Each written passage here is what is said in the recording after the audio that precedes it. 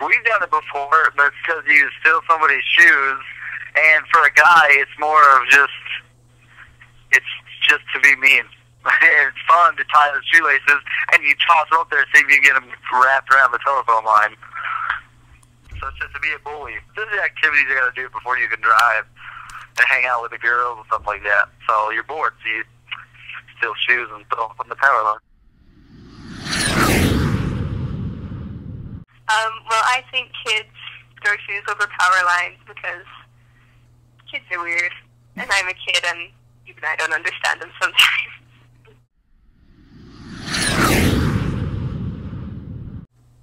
I have never done that, and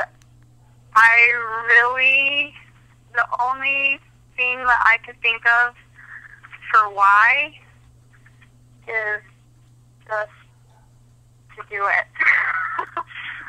You know, it's kind of, to me, it's kind of like, you know, when they put pennies on the railroad tracks to smash the pennies. Like, to me, it's kind of like that. There's not really a point to it, but it's like, it's something to do.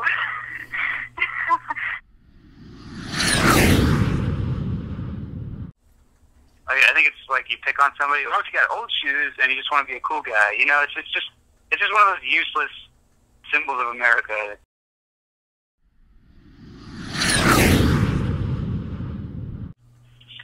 I've heard that it's something about when somebody dies there. I don't know exactly what it is, but it's something to do with, I don't know why, but I've heard something about, like, gangs or something to it when somebody dies there. That's all I know.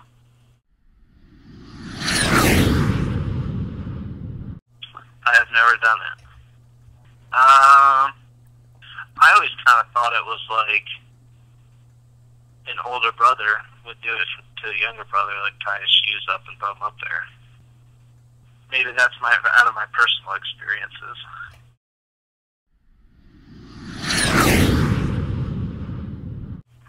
Let's see. Why did I do it? Let me see. I think I've only done it like once. I think it was just to be mean. Just to throw a kid's shoes.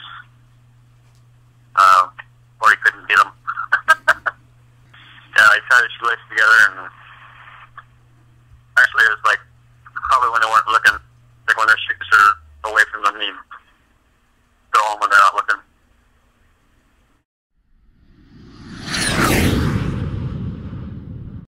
I've never done it, and it's back home, believe it or not. There was a time in the 80s when kids did it a lot. They don't do it as much anymore, though. And every time, it was like their mark on the street. And every time they saw it, they recognized it as their own. It was almost like a graffiti tag.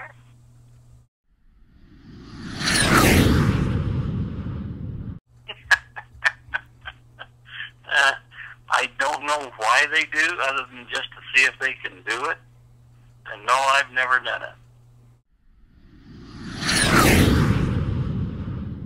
it. The reason why I think that they do that is because when I was younger, I asked my dad why they were up there, what that meant, and he told me that from his own personal experience that growing up as a child, they didn't have a lot of money at all, so getting a new pair of shoes wasn't something that happened very often. So, you know, when they got the new pair of shoes, they would make a game out of it and throw their old ones, try to get it on the telephone pole.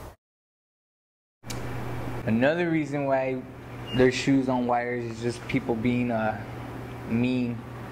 Like one time, me and a couple of friends grabbed this kid's shoes off of him, and there was already a pair of shoes up there, so we wanted to add his. So we grabbed them, laced them up, and we tossed them up there. They've been up there ever since. He didn't die or anything, we were just being mean.